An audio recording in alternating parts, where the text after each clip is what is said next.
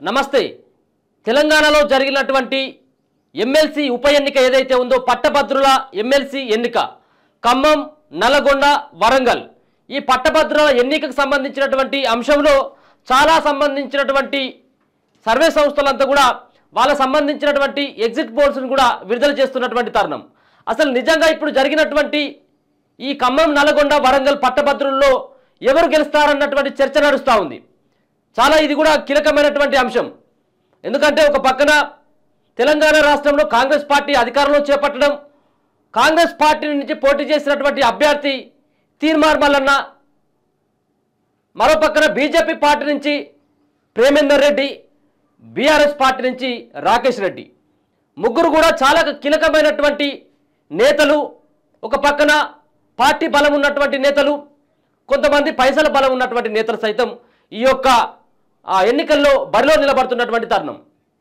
అయితే ఈ సంబంధించినటువంటి వ్యవహారాలన్నిటి కూడా పరిగణలోకి తీసుకున్నటువంటి సర్వే సంస్థలంతా కూడా రానున్నటువంటి ఏదైతే 5వ తారీఖు ఈ 5వ తారీఖు రోజు ఈ గ్రాడ్యుయేట్ పట్టభద్రుల ఉప ఎన్నికకు సంబంధించినటువంటి ఫలితాలు వెలువడేటువంటి అవకాశం ఉంటుంది ఈ సంబంధించినటువంటి ఎన్నికలంతా కూడా ఈ పట్టభద్రులకు సంబంధించినటువంటి ఎన్నికలంతా కొంత డిఫరెంట్గా ఉంటుంది మొదటి ప్రాధాన్యత ఓటు రెండో ప్రాధాన్యత ఓటు మూడో ప్రాధాన్యత ఓటు అని చెప్పేసి అని సంబంధించినటువంటి ఎవరికి ప్రాధాన్యత ఇస్తున్నామని చెప్పేసి గ్రాడ్యుయేట్స్ అంతా కూడా వాళ్ళు సెలెక్ట్ చేసుకొని వేయాల్సి ఉంటుంది ఒకవేళ కనుక మొదటి ప్రాధాన్యత ఓటు కూడా వేసినప్పుడు కూడా అది చెల్లుబాటు అవుతుంది కానీ ఒక్కొక్క సంబంధించినటువంటి ఓటరు ఎంతమందికైనా ఓట్లు వేసుకున్నటువంటి అవకాశం ఉంటుంది అయితే ఇప్పుడు గ్రాడ్యుయేట్స్ సంబంధించినటువంటి ఎన్నికల్లో నిలబడ్డటువంటి అభ్యర్థుల సంఖ్య 52 మంది ఈ యొక్క గ్రాడ్యుయేట్ ఎలక్షన్స్లో బరిలో నిలబడుతున్నటువంటి నేపథ్యం దాంట్లో ప్రధానమైనటువంటి పార్టీల నుంచి ఇప్పుడు చెప్పుకున్నటువంటి మల్లన్న కావచ్చు తీన్మార్ మల్లన్న మరో పక్కన బీఆర్ఎస్ పార్టీ నుంచి రాకేష్ రెడ్డి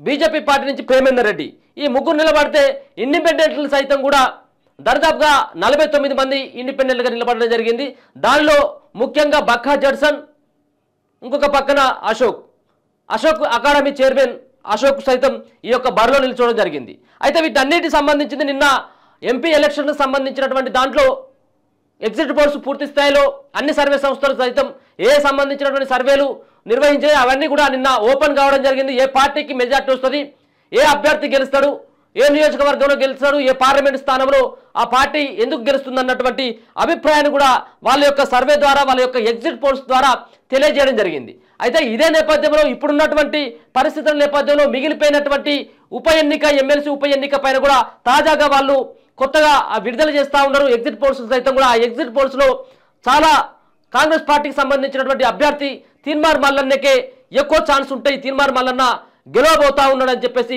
ఎక్కువ మెజార్టీ సర్వే సంస్థలన్నీ కూడా మరి రివీల్ చేస్తూ ఉన్నాయి నిజంగా తీన్మార్ మల్లన్నకు గెలిచేటువంటి అవకాశం ఉంటుందా అంటే మన గ్రౌండ్లో కూడా చూడడం జరిగింది కొంత కాంగ్రెస్ పార్టీ అభ్యర్థిగా బరిలోకి దిగడం జరిగినటువంటి ఎన్నికల్లో గతంలో జరిగినటువంటి ఎన్నికల్లో కొంత పరాజయ పాలు కావడం మరో పక్కన ప్రశ్నించేటువంటి గొంతుగా పేరున్నటువంటి వ్యక్తి అంతేకాకుండా ఇప్పుడున్నటువంటి ప్రభుత్వంలో నుండి ఆయన కాంగ్రెస్ పార్టీ నుంచి పోటీ చేసినటువంటి వ్యక్తిగా ఆయనకు కొంత మంచి ఆదరణ ఉంది రెండో అంశం ఏంటిదంటే ఖమ్మం నల్లగొండ వరంగల్ ఈ మూడు సంబంధించినటువంటి జిల్లాలో ఏకపక్షంగా కాంగ్రెస్ పార్టీకి సంబంధించినటువంటి ఎమ్మెల్యేలే ఉన్నారు సుమారుగా 32 మంది ఎమ్మెల్యేలు కాంగ్రెస్ పార్టీ సంబంధించినటువంటి ఎమ్మెల్యేలు ఉన్నారు కేవలం 1-2 చోట్ల మాత్రమే అక్కడ బీఆర్ఎస్ పార్టీ సంబంధించినటువంటి ఎమ్మెల్యేలు ఉండడం జరిగింది ఒక పక్కన జనగామ ఎమ్మెల్యే ఎవరైతే పల్లారాజేశ్వర్ రెడ్డి మరో పక్కన సూర్యాపేట సంబంధించినటువంటి జగదీశ్వర్ రెడ్డి ఈ ఇద్దరు రెడ్డిలు మాత్రమే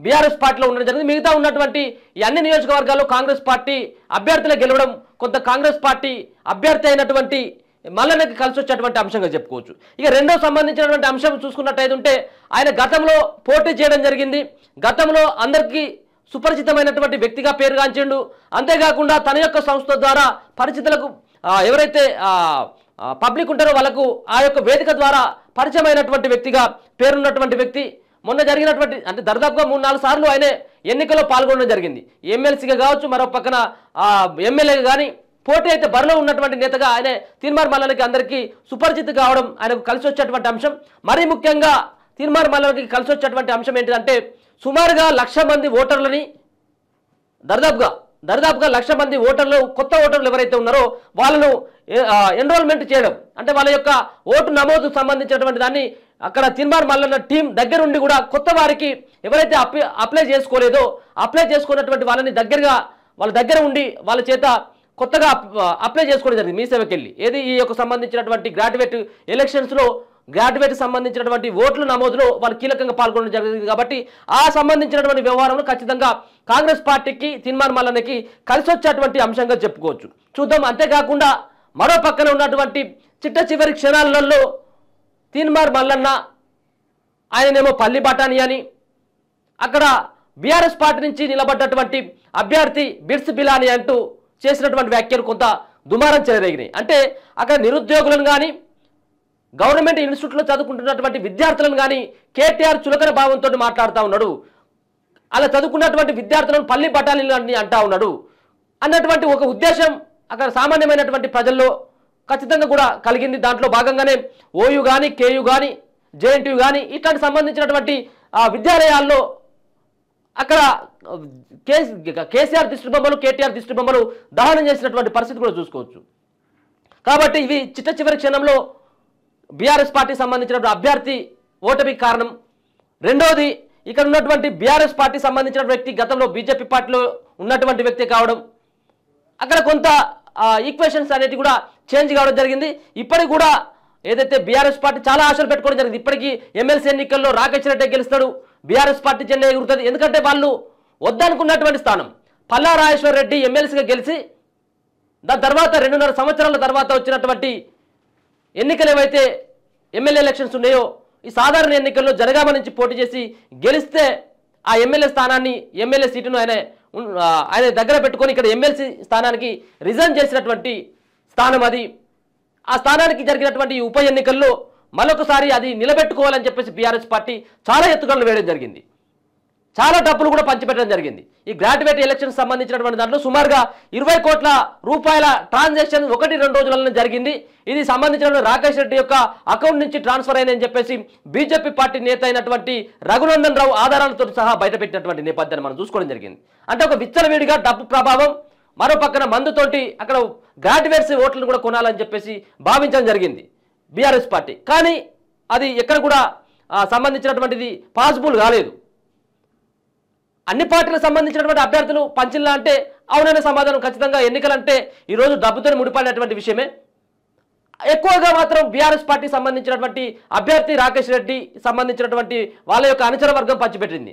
ఎందుకోసం పంచిపెట్టడం జరిగింది అంటే గ్రాడ్యుయేట్ ఎలక్షన్స్లో ఇంతకుముందు గెలిచినటువంటి ఇదే తీన్మార్ మల్లన్న పైన గెలిచినటువంటి పల్లా రాజేశ్వర్ రెడ్డి మళ్ళొకసారి ఈ యొక్క రాకేష్ రెడ్డిని ముంగడ పెట్టుకుని రాకేష్ రెడ్డి కనుక గెలిచినట్టయితే ఉంటే ఈ పట్టభద్రులకి సంబంధించిన వ్యవహారం ఇన్స్టిట్యూట్స్ అన్నీ ఉన్నాయి కదా, వీటన్నిటి కూడా వెనక నుండి మళ్ళీ చక్రం తిప్పుకోవచ్చు అన్నటువంటి ఒక ఉద్దేశంతో పల్లా రాజేశ్వర్ రెడ్డి ఇక్కడ రాకేష్ రెడ్డికి పెట్టుబడి పెట్టిందన్నటువంటి ఆరోపణలు కూడా బయట వినబడడం జరిగింది. కాబట్టి ఈ యొక్క ఎన్నికల్లో విచ్చలవిడిగా డబ్బు పంచిపెట్టినప్పుడు కూడా రాకేష్ రెడ్డి విజయం బీఆర్ఎస్ పార్టీకి విజయం అంత సులువేమి కాదు. అంతేకాకుండా ఇక్కడ చాలా అశోక్ కానీ బక్కా జెర్సన్ గారు కానీ దీంట్లో కొంత ఓట్లను చీల్చినప్పటికీ అక్కడ విజయానికి మాత్రం దగ్గరగా ఉండేటువంటి అవకాశం కనబడట్లేదు. కేవలం ఇక్కడ ఉన్నటువంటి బీఆర్ఎస్ పార్టీ వర్సెస్ కాంగ్రెస్ పార్టీగానే ఈ యొక్క ఉప ఎన్నిక జరిగిందనేది అయితే మనం స్పష్టంగా చెప్పుకోవచ్చు. మరి ఇప్పటికైతే అన్ని సర్వే సంస్థలు అయితే కొంత కాంగ్రెస్ పార్టీకి అనుకూలంగా ఉన్నాయి. కాంగ్రెస్ పార్టీ అభ్యర్థి తీన్మార్ మల్లన్న గెలిచేటువంటి అవకాశం ఉంటుందనేది అయితే తెలుస్తూ ఉంది. నల్లగొండలో అక్కడ ఉన్నటువంటి స్థానికంగా ఉన్నటువంటి వ్యక్తి ఎవరైతే తీన్మార్ మల్లన్న, మరో పక్కన నల్లగొండలో పూర్తి స్థాయిలో వన్ సైడ్గా పోలేదని తెలుస్తూ ఉంది. అక్కడ కాంగ్రెస్ పార్టీకి సంబంధించినటువంటి వాళ్ళే కీలకంగా అక్కడ మంత్రివర్గంలో కానీ కాంగ్రెస్ పార్టీకి సంబంధించినటువంటి చాలా మంది వ్యక్తులు కూడా తీన్మార్ మల్లన్నకి వ్యక్తిగతంగా పరిచయం ఉండడంతో అక్కడ కొంత కలిసి వచ్చేటువంటి అంశంగా చెప్పుకోవచ్చు. మరి నాడు ఛాయ్ అమ్ముకున్నటువంటి వ్యక్తి ఛాయ్ వాలా రేపు ఏమైనా చట్టసభలోకి వెళ్తాడంటే ఖచ్చితంగా కూడా ఈ వచ్చేటువంటి తీర్పు ఆధారంగా ఇచ్చినటువంటి ఎగ్జిట్ పోల్స్ ఆధారంగా ఖచ్చితంగా తీన్మార్ మల్లన్నకి చట్టసభల్లోకి వెళ్ళేటువంటి అవకాశం అయితే స్పష్టంగా కనబడతా ఉన్నది. దానికోసం ఒక పక్కన తీన్మార్ మల్లన్న టీం సైతం కూడా గ్రౌండ్ లెవెల్లో వర్క్ చేయడం జరిగింది. ఎక్కడికక్కడ అక్కడ ఉన్నటువంటి ఆ టీం తోటి అక్కడ జరిగేటువంటి పరిణామాలను కానీ ఓటర్ల దగ్గరికి నేరుగా వెళ్ళడం కానీ వాళ్ళకి ఫోన్ చేయడం కానీ చాలా పెద్ద ఎత్తున వాళ్ళు కృషి చేయడం జరిగింది. దానిలో భాగంగానే కొంత తీన్మార్ మల్లన్నకి అది చాలా కలిసి వచ్చేటువంటి అంశంగా చెప్పుకోవచ్చు. కొన్ని చోట్ల అక్కడ అదే కాంగ్రెస్ పార్టీ సంబంధించినటువంటి ఎమ్మెల్యేలు తీన్మార్ మల్లన్నకు సహకరించలేదన్నటువంటి అపవాద కానీ అట్లాంటి ప్రచారం కూడా కొనసాగింది. అది కూడా నిజమే.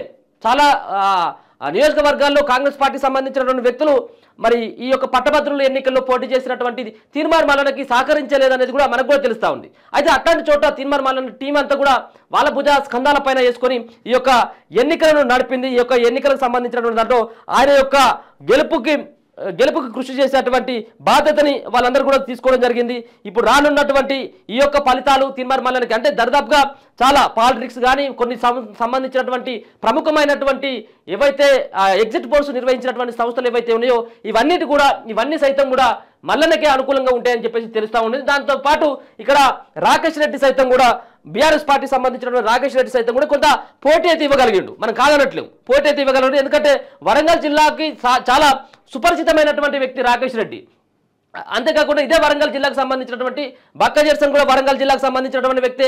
మరో పక్కన బీజేపీ పార్టీ నుంచి పోటీ చేసేటువంటి వ్యక్తి సైతం కూడా ప్రేమేందర్ రెడ్డి సైతం వరంగల్ జిల్లాకు సంబంధించినటువంటి వ్యక్తి. నల్గొండ జిల్లాకు సంబంధించినటువంటి వ్యక్తిని చూసుకున్నట్టయితే అక్కడ తీన్మార్ మల్లన్న నల్గొండ జిల్లాకు సంబంధించినటువంటి ఉమ్మడి నల్గొండ జిల్లాకు సంబంధించినటువంటి వ్యక్తినే. కాబట్టి కొంత జిల్లాలలో పట్టున్నప్పటికీ వాళ్ళ జిల్లాలో పట్టుకున్నప్పటికీ కూడా మల్లన్నకి 3 సంబంధించినటువంటి జిల్లాలలో ఉమ్మడి జిల్లాలలో పట్టుండడం అది కొంత కలిసి వచ్చేటువంటి అంశంగా అయితే చెప్పుకోవచ్చు. పట్టభద్రుల ఈ ఎన్నికల్లో తీన్మార్ మల్లన్నకి ఖచ్చితంగా గెలిచేటువంటి అవకాశం ఉంటుంది. సుమారుగా ఈ ఉన్నటువంటి ఓటర్లను కనుక మనం చూసుకున్నట్టయితే 4,63,000 మంది ఈ సంబంధించినటువంటి పట్టభద్రులు తెలంగాణకు సంబంధించినటువంటి ఇప్పుడు జరిగినటువంటి ఈ ఎన్నికల్లో ఉన్నటువంటి ఓట్ల సంఖ్యను 4,63,000 మంది ఉంటే దాంట్లో పోలైనటువంటి ఓట్లు దాదాపుగా 69% ఆ పట్టభద్రులు వాళ్ళ యొక్క ఓటును వినియోగించుకోవడం జరిగింది. మొదటి ప్రాధాన్యత ఓటుతుంటే తీన్మార్ మల్లన్న గెలిచేటువంటి అవకాశం కనబడతా ఉంది. మరి ఒక రోజులోనే ఎందుకంటే తీర్పు వచ్చేటువంటి అవకాశం ఉండదు ఇది, ఎందుకంటే ఇది అంతా కూడా బ్యాలెట్ పద్ధతిలో జరిగినటువంటి ఓటింగ్. ఇది మిషన్లతోటి ఈవీఎం మిషన్లతోటి ఆ సంబంధించినటువంటి దాంతో కాదు జరిగింది కాబట్టి అది 1-2 days పట్టేటువంటి అవకాశం ఉంటుంది. ఒకవేళ మొదటి సంబంధించినటువంటి ప్రాధాన్యత ఓటులో గెలవనట్టయితే మళ్ళీ రెండో ప్రాధాన్యత ఎవరికేసిన అనేది అవి మళ్ళీ విప్పాల్సి వస్తుంది, మళ్ళీ చూడాల్సి వస్తుంది. కాబట్టి దాంట్లో కొంత టైం తీసుకున్నటువంటి అవకాశం అయితే ఉంటుంది. ఎట్లయినా కానీ ఈసారి అయితే తీన్మార్ మల్లన్నకి అయితే చాలా ప్రయత్నం చేయడం జరిగింది. అధికార పార్టీలో ఉన్నప్పటికీ రేవంత్ రెడ్డి సపోర్ట్ ఫుల్గా ఉన్నప్పటికీ 32 మంది ఎమ్మెల్యేలు ఉన్నప్పటికీ కూడా తీన్మార్ మల్లన్న ఎక్కడ కూడా వెనక్కిలేదు. ఎందుకంటే కూర్చుంటే గెలవచ్చు కదా అన్నటువంటి ఆశాభావంతో ఎక్కడ లేడు. ఆయన కూడా వీళ్ళందరికంటే ఎక్కువగా బీఆర్ఎస్ పార్టీ మరో పక్కన బీజేపీ పార్టీ అభ్యర్థుల కంటే ఎక్కువగా ప్రజల్లోకి వెళ్ళడం జరిగింది. ఎక్కువగా అక్కడ ఉన్నటువంటి గ్రాడ్యుయేట్స్ని కలిసేటువంటి ప్రయత్నం చేయడం జరిగింది. అదే ఆయనకు కలిసి వచ్చేటువంటి అంశంగా చెప్పుకోవచ్చు. ఒక పక్కన పార్టీ బలం, మరో పక్కన వ్యక్తిగతమైనటువంటి చరిష్మాతోటి ఆయన బయటపడేటువంటి అవకాశం అయితే కనబడతా ఉంది. మొత్తానికైతే తీన్మార్ మల్లన్న ఈసారి గ్రాడ్యుయేట్ ఎలక్షన్స్లో గెలిచేటువంటి అవకాశం దాదాపుగా మెజార్టీ సర్వేలు 90% చూపెడతా ఉన్నాయి. అంటే ఖచ్చితంగా తీన్మార్ మల్లన్న యొక్క గెలుపు అయితే ఖాయంగానే కనబడతా ఉంది. చూస్తూనే ఉండండి మన తొలి వెలుగు.